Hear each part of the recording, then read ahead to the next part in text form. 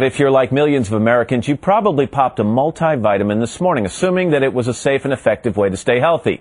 But a new study reported this morning on MSNBC.com says some vitamins may actually be hazardous to your health.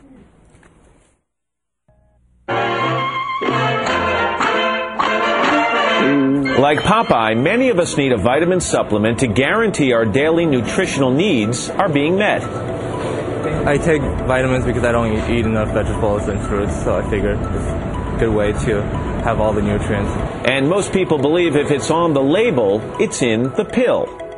Yes, I trust the labels on the bottles. Most people assume that, labeling for vitamins would be as stringent as it is with food.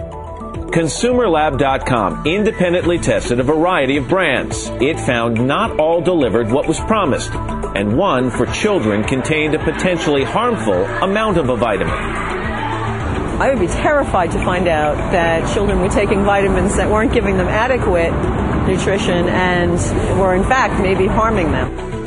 Dr. Todd Cooperman is the president of ConsumerLab.com. Doctor, good morning. Good to have you with us. Good morning, Matt. Before we get into the specifics here, isn't there some kind of a regulatory agency that kind of oversees all this?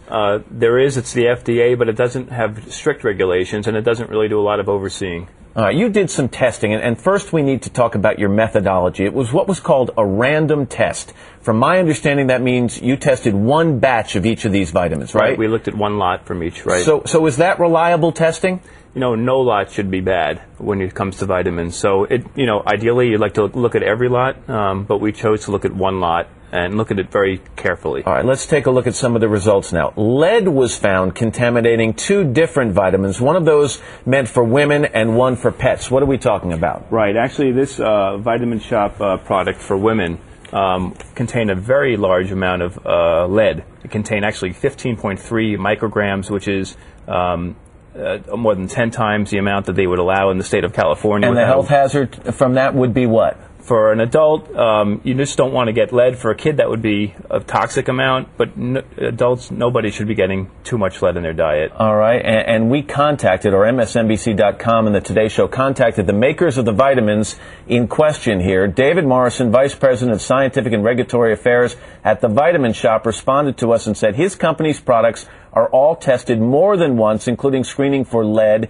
He was surprised by the results. So, is it a chance that there was a problem with your testing in this case? Highly unlikely. All the results that we're talking about were not only confirmed in one lab, but in a second laboratory as well. And you don't just find lead if it's not there. All right, let's move on. One children's vitamin, we've got a jar of that right here, exceeded tolerable amounts of the particular vitamin. Now, it's hard to imagine you can do harm by giving too much of a vitamin. But you can. All right, and which vitamin are we talking about here? This is the Yummy Bears. Okay.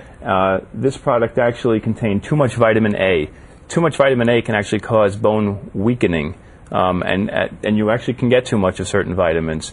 For children especially, this product had 5,400 IUs of vitamin A. You don't want to exceed 2,000 to 3,000 IUs for kids who are under the age of 8. Several items were lacking what was listed on the label. Give me two examples of those right there. Sometimes people think that they can get all their nutrients from a liquid, but this product actually had only half of its vitamin A. This had none of the vitamin A. This is a strip that you put in your mouth. All right, and some work too late. What do you mean by that? Too late means that these products will not break apart in your body. They will not release all they'll be passed through your body before they actually benefit you. Right, and both this AARP product and this Nature's Plus product also did not break apart fast enough. This is important that I get this out. AARP responded immediately to us. They said this: we take this matter very seriously. Without seeing this report and without confirming the research, we've pulled this product from the market. Regardless of our findings, we've instructed our service provider to offer a refund to anyone who requested it. Continuing, it's important to note that this product undergoes routine testing by an independent lab.